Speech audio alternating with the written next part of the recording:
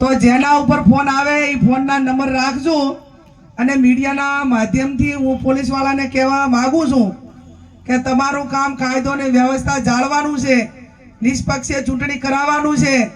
તમારી સામે કોઈ ફરિયાદ કરે તો એના એક્શન શું લેવા એ કામની જવાબદારી તમારી છે। કોઈ કોંગ્રેસના આગેવાનોના ફોન લઈ અને તમારે એનું કલેક્શન કરવાની જરૂર નથી અને ધાક ધમકી આપવાની જરૂર નથી।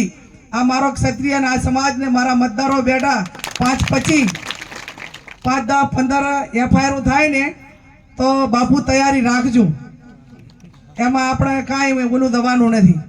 અને એવા પોલીસવાળા ગામમાં આવીને કોઈ દાટી આપતા હોય ને તો એમને કહેજો કે આ તમારું આંખાઓનું રાજી કાયમી રહેવાનું નથી, એ તમે 8મી તારીખ સુધી તમને સારી જગ્યાએ મૂકવા માટેની વાતો કરશે, તમને ફૂલાવશે, પણ નોકરી તમારે 58 વર્ષ કરવાની છે અને 58 વર્ષ નોકરીનો પગાર એ તમે ભાજપનો પગાર નથી લેતા, તમે પ્રજાના પરસેવાનો પગાર લ્યો છો।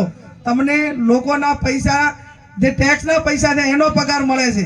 એટલે આટલી બાબત ધ્યાનમાં રાખીને મહેરબાની કરજો।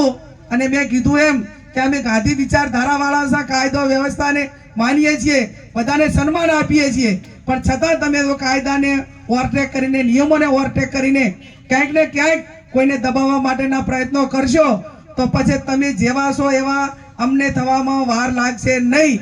એટલી વાત કહીને આપ સૌનો આભાર। જય હિન્દ, જય ભારત।